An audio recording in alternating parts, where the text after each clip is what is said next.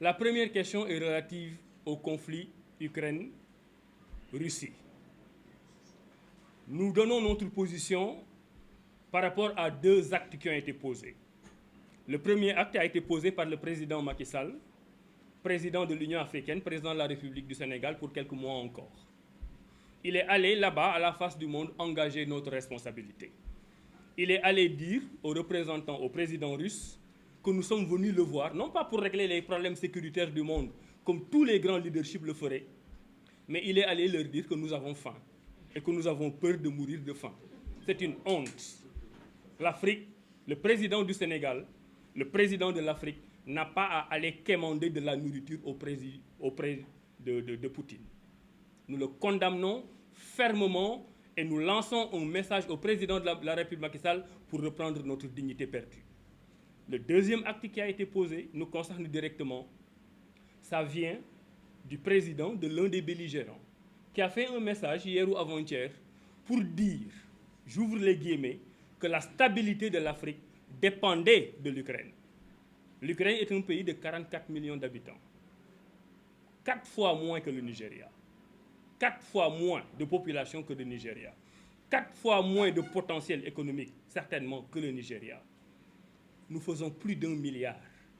L'Ukraine n'est pas le vis-à-vis de l'Afrique. Si nous avons des dirigeants, nous avons dem di ñu ñàkkal fayda ba Ukraine xalaat ne ñun Afrique ñooy son vis-à-vis. La stabilité de l'Ukraine dépend de la position de leadership que l'Afrique devrait avoir et que l'Afrique pourrait avoir pour faire face à ces questions sécuritaires. Donc c'est un message de dignité que nous lançons à notre président, qui est à la fois président de l'Union africaine et président du Sénégal, pour lui dire de se ressaisir et de plancer le leadership africain sur les questions sécuritaires pour que demain, aucune nation petite comme l'Ukraine, mais respectable, ne vienne faire des injonctions dans la marche de l'Afrique. Ça, c'était le premier point. Sur le deuxième point, on a eu une information confidentielle disant qu'il y a une institution internationale qui voudrait faire reporter les élections législatives. On a la cellule de communication de la présidence de la République du Sénégal qui a démenti. Voyez la cellule de communication de la présidence de la République, il y a des bind di effacer. Bindat di effacer. Lolu ñu wax gëmuñu ci dara.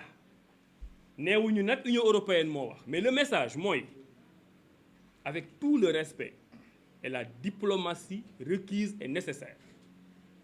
Aucune institution internationale, asiatique, européenne, américaine ou autre, ne peut avoir une quelconque forme d'ingérence dans la gestion du processus électoral au Sénégal.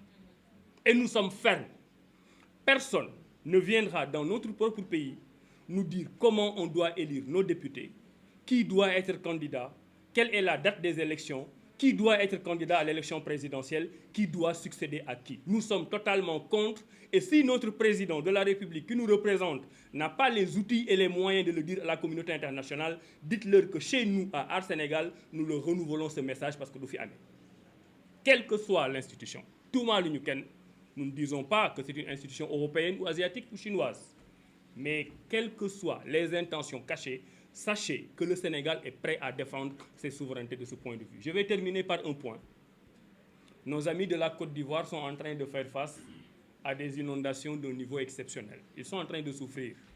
La coalition Art Sénégal se voudrait se mettre auprès des populations ivoiriennes.